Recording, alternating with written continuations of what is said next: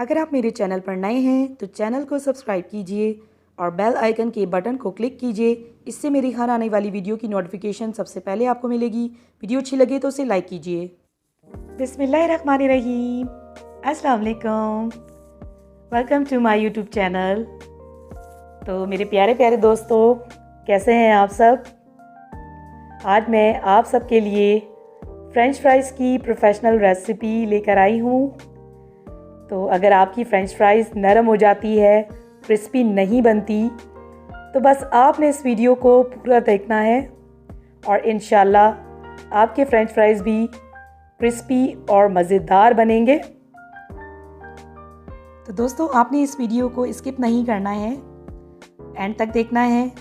انشاءاللہ آپ کے فرینچ فرائز بھی کرسپی اور مزیدار بنیں گے۔ تو چلتے ہیں ریسیپی کی طرف۔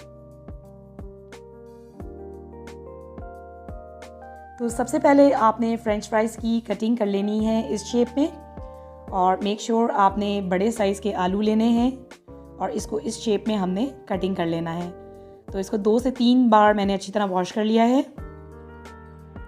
اب ایک باؤل میں نے ٹھنڈا پانی لیا ہوا ہے اور اس میں نے آئس کیوب بھی ڈالی ہوئی ہیں۔ اس میں نے 1 ٹی اسپون سالٹ ایڈ کیا ہے۔ سالٹ ایڈ کرنے کے بعد اس کو میں نے اچھی طرح مکس کر لیا ہے ٹھنڈے پانی میں۔ یہ دیکھیے، سالٹ کو ہم نے اچھی طرح مکس کر لیا ہے۔ اب ہم اس میں ایڈ کریں گے فرینچ فرائز جو کہ ہم نے کٹنگ کیے ہوئے ہیں۔ اس ٹھنڈے پانی میں فرینچ فرائز کو ڈالنے کے بعد ہم نے اس کو آدھے گھنٹے کے لیے اس ٹھنڈے پانی میں ہی رکھنا ہے۔ تو یہ دیکھیے، تمام کو میں نے ایڈ کر دیا ہے اور اس کو ہم تھوڑا سا بس مکس کر لیں گے اور اس کو آدھے گھنٹے کے لیے ریسٹ دیں گے۔ تو آدھے گھنٹے کے بعد میں نے تمام پانی نکال دیا تھا اور فرینچ فرائز کو میں نے الگ کر لیا ہے اور اس کو ہم نے 10 منٹ کے لیے رکھ دینا ہے سائڈ پہ۔ اب ایک ٹرے میں نے ٹیشو پیپر لگا دیا ہے اور اس ٹیشو پیپر کے اوپر ہم تمام فرینچ فرائز کو نکال لیں گے اور اس کو ہم نے تھوڑا سا ڈرائی کر لینا ہے تاکہ جو پانی اس میں تھا وہ ڈرائی ہو جائے۔ تو یہ دیکھیے، بس ٹیشو پیپر کے اوپر ہم نے تمام فرینچ فرائز کو نکال لینا ہے اور اس کو ہم نے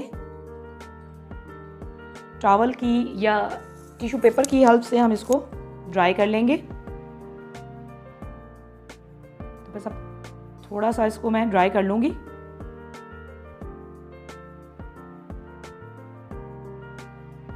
یہ دیکھیے، یہ تقریباً ڈرائی ہو گئے ہیں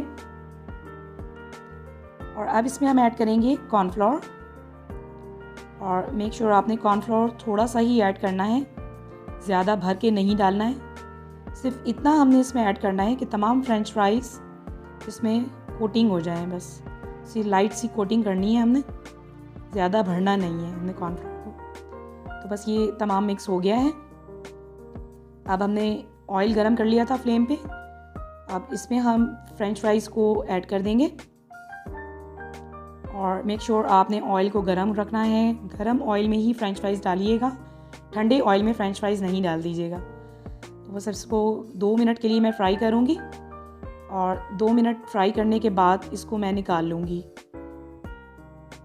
تو یہ دیکھیے، 2 منٹ ہم نے اس کو فرائی کرنا ہے۔ ابھی ہم اس کو کمپلیٹ کوک نہیں کریں گے، بس اس کو 2 منٹ فرائی کر کے میں نے نکال لیا ہے۔ اور اب اس اسٹیج پہ آپ اس کو چاہیں تو فریز بھی کر سکتے ہیں کسی ایئر ٹائٹ باکس میں یا کسی بیگ میں۔ اس کو ہم نے ٹھنڈا کرنا ہے فرائی کرنے کے بعد، اور آپ نے کسی باکس میں یا بیگ میں اس کو فریزر میں آپ اس کو اسٹور بھی کر سکتے ہیں۔ بس آپ کو جب بھی نکالنا ہو آپ نکالیں اور بنا لیں۔ تو یہ دیکھیے، فرسٹ اسٹیپ اس کا ہم نے ریڈی کر لیا تھا، اس کو میں فریز کر دوں گی۔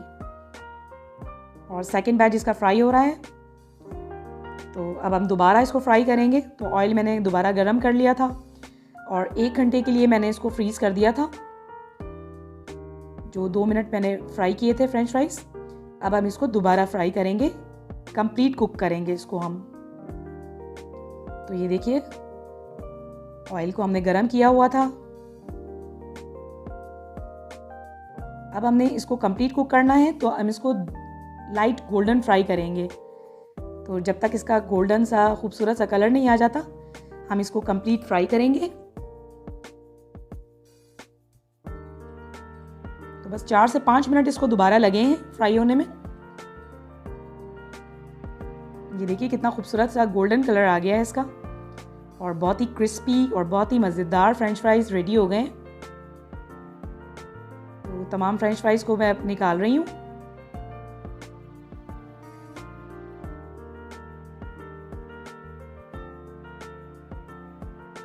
तो बस तमाम फ्रेंच फ्राइज़ हमने निकाल लिए हैं, और अब इसको हम एक ट्रे में निकाल लेंगे, और इसमें मैं ऐड करूँगी salt according to your taste. अगर आपने थोड़ा नमक ज़्यादा पसंद है तो ज़्यादा ले सकते हैं, वैसे बिल्कुल लाइट सा इसमें ऐड करना होता है लास्ट में। तो बस अब इसको अच्छी तरह से मिक्स कर लेंगे, और ये देखिए ये कितने क्रिस्पी और मज़ेदार फ्रेंच फ्राइज़ रेडी हो गए हैं, और बहुत ही मज़ेदार से फ्रेंच फ्राइज़ रेडी हो गए हैं। इसमें लास्ट में मैं ऐड कर रही हूँ चाट मसाला, और ये ऑप्शनल है, अगर आप चाहें तो इसको स्किप कर सकते हैं, क्योंकि समटाइम बच्चे चाट मसाला पसंद नहीं करते खाना, तो ये ऑप्शनल है।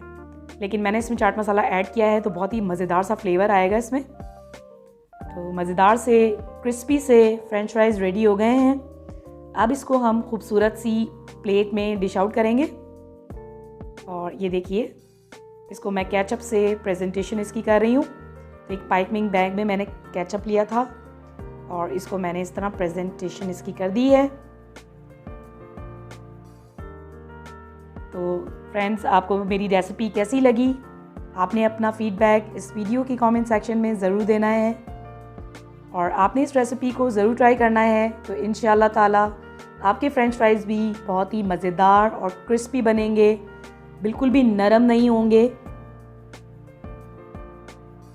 तो अपना बहुत सारा ख्याल रखिएगा। मिलते हैं अगली वीडियो में।